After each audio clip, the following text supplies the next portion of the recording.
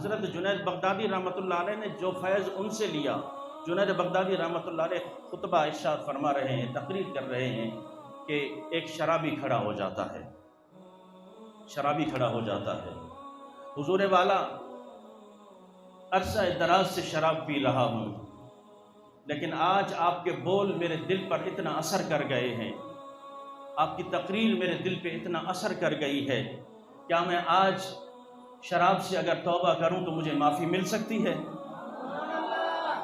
مجھے معافی مل سکتی ہے؟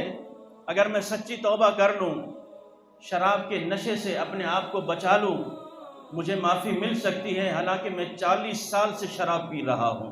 کتنے سال سے؟ 40 سال سے شراب پی رہا ہوں، لیکن آج آپ کے بول میرے دل پر، آپ کی تقریر میرے دل پہ اتنا اثر کر گئی ہے، میں شراب چھوڑنا چاہتا ہوں، کیا میری توبہ قبول ہوگی؟ حضرت جنید بغدادی رحمۃ اللہ علیہ نے فرمایا کوئی تیرا انتظار کر رہا ہے؟ فرمایا نہیں حضور والا، میرا انتظار کون کرے؟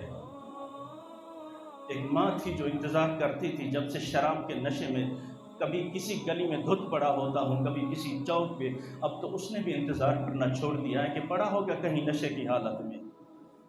ایک بیوی تھی، اولاد تھی، وہ میرا انتظار کرتے تھے، لیکن جب سے شراب کا عادی ہو چکا ہوں، اب تو وہ بھی یہ سمجھ کے اپنا دروازہ بند کر لیتے ہیں کہ شراب کے نشے میں کہیں دھت پڑا ہوگا، میرا کون انتظار کرے گا؟ کوئی نہیں میرا انتظار کرنے والا۔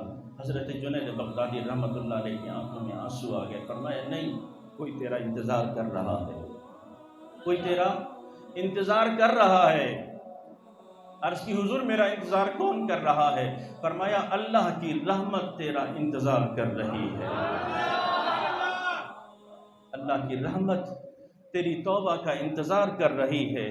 اگر آج تو اس بھرے مجمع میں سچے دل سے توبہ کر لے، لا تقنطوا من رحمت اللہ، پھر تیرے یہ سارے گناہ دھل جائیں گے بلکہ نیکیوں میں تبدیل ہو جائیں گے۔ بس اس شخص کے دل سے ایک صدا نکلتی ہے، اللہ اکبر کی صدا نکلتی ہے، کپڑے پھٹ جاتے ہیں، اللہ تبارک و تعالیٰ اس کی توبہ کو قبول فرماتا ہے۔ تو جنید بغدادی رحمۃ اللہ علیہ وہ شخصیت جو خود بھی ایک ولی تھے، بزرگ تھے، اور انہوں نے ایسے ولیوں سے سیکھا تھا۔ آج تو ہمارے اخلاق میں، ہمارے رویوں میں اتنی تندی آ گئی ہے، ہم ایک اچھی بات کو سمجھاتے ہوئے بھی اتنا لڑ کے سمجھاتے ہیں، اتنا لڑ کے سمجھاتے ہیں کہ اگلا پریشان ہو جاتا ہے کہ یہ بات سمجھا رہا ہے یا مجھ سے لڑ رہا ہے، اور بجائے ماننے کے وہ الٹا برا مان جاتا ہے۔